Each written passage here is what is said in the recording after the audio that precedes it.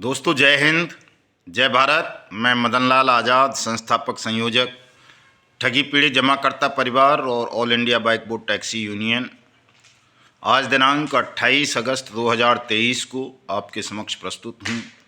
महाराजा छत्रसाल की नगरी, विश्वविख्यात जनपद हमारे देश का छतरपुर से, जहाँ पास में ही खजुराहो भी है और बागेश्वर धाम भी। और मेरे साथ विराजमान हैं हमारे अब तक छतरपुर के जिला अध्यक्ष रहे और अब पूरे सागर संभाग के प्रभारी आदरणीय भाई उत्तम दास अहिरवार साहब, हमारे मध्य प्रदेश के प्रभारी शरद बामनिया साहब और हमारे राष्ट्रीय महामंत्री एवं मध्य प्रदेश और राजस्थान के प्रभारी आदरणीय श्री अशोक मुदगल साहब। नंगे ही लड़ रहे हैं आज तो, सिविल ड्रेस में, आप देख सकते हैं इनको। इस उम्र में भी बड़ा जोश है साहब, जज्बा है उनमें। पूरा मध्य प्रदेश का जो हमारा मिशन भुगतान भारत यात्रा का कार्यक्रम था, संपन्नता की ओर बढ़ रहा है। कल मध्य प्रदेश से विदाई ले लेंगे और इधर बैठे हैं हमारे सारथी अरुण कुमार जी। तो कल मध्य प्रदेश से मिशन भुगतान भारत यात्रा का कार्यक्रम आगे बढ़ जाएगा उत्तर प्रदेश की तरफ। साथियों, बड़े अच्छे और कठोर अनुभव इस मिशन भुगतान भारत यात्रा कार्यक्रम के दौरान हुए हैं और जो जोश, जो उत्साह मिशन भुगतान भारत यात्रा कार्यक्रम के अंतर्गत मैंने साथियों में देखा, जैसी जैसी उनकी अनुभव में देखता हूँ, वो कहीं कहीं तो बहुत द्रवित भी कर देते हैं, लेकिन कहीं कहीं ज़्यादातर स्थानों पर साथियों का उत्साह और जोश, जुनून देखने लायक होता है। और मुझे लगता है कि अब हम भुगतान की बेला पर खड़े हो गए हैं आकर के। जैसे ही ये हमारे विधानसभाओं के घेरावों के कार्यक्रम संपन्न होंगे और 2 अक्टूबर को जब हम पूज्य बापू की समाधि पर अपनी इस मिशन भुगतान भारत यात्रा कार्यक्रम का समापन करेंगे, आपका भुगतान होना आरंभ हो चुका होगा निश्चित रूप से दोस्तों।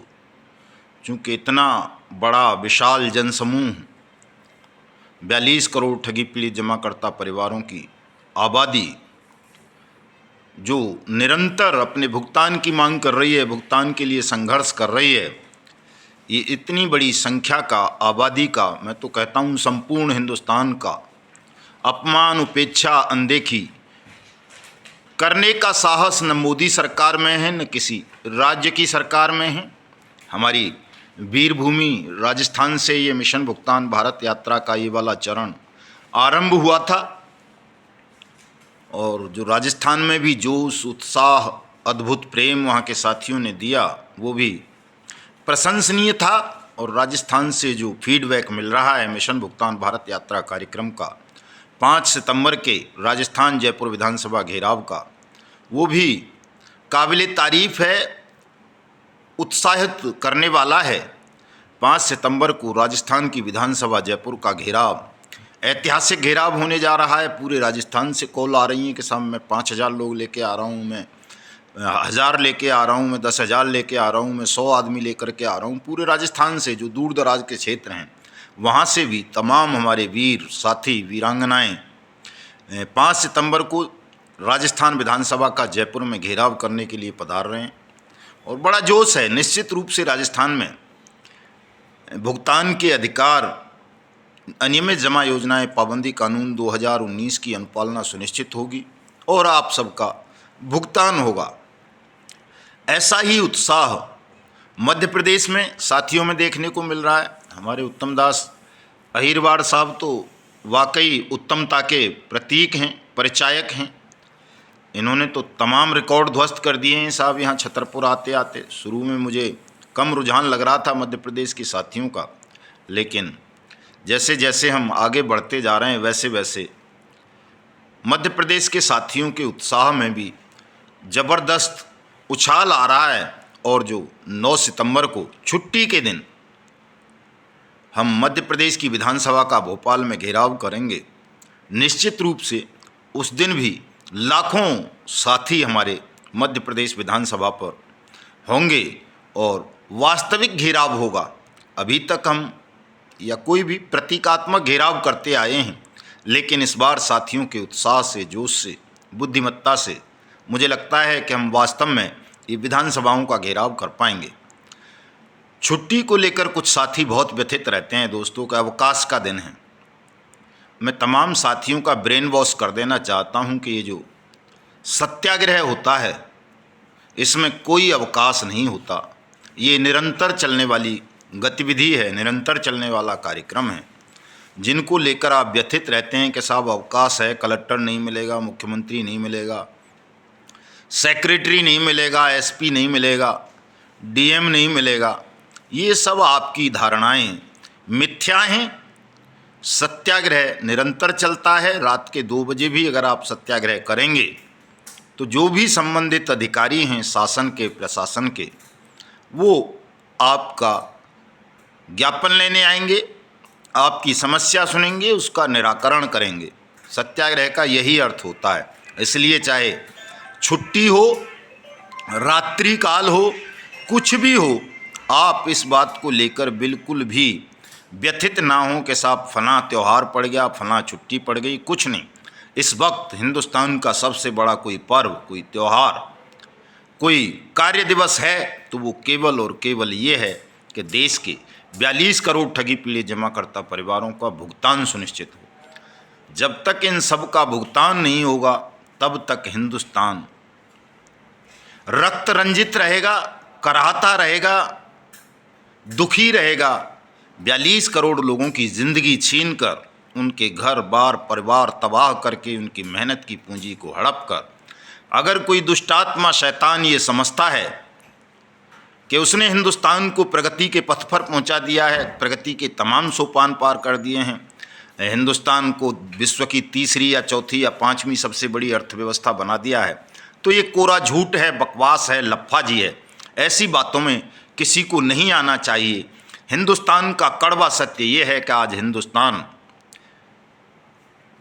सिसक रहा है बुरी तरह से। 42 करोड़ परिवारों के साथ योजनाबद्ध ठगी हुई है, सरकारी संरक्षण में हुई है, और जब तक इन 42 करोड़ परिवारों की मेहनत की जमा पूंजी उनको वापस नहीं मिल जाती, तब तक सारी प्रगति, सारे विकास, सारी धार्मिकता, सारे चंद्रयान की सफलता, ये सब व्यर्थ हैं, ढोंग है, कोरा बकवास है।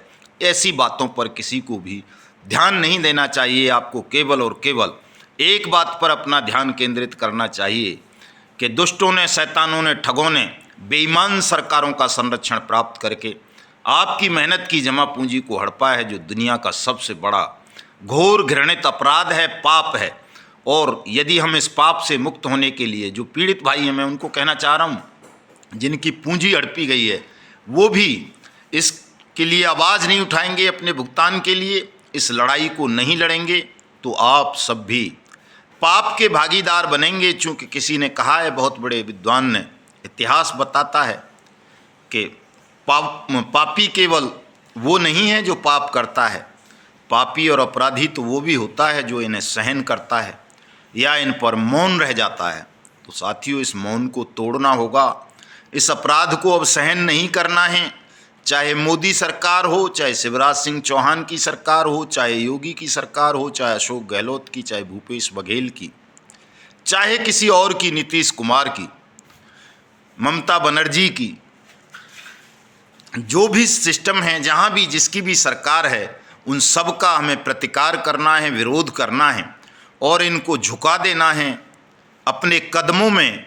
और जो हमारी मेहनत की जमा पूंजी इन बेईमानों का संरक्षण पाकर ठगों ने हड़पी है, उसकी एक एक पाई का हिसाब लेना है।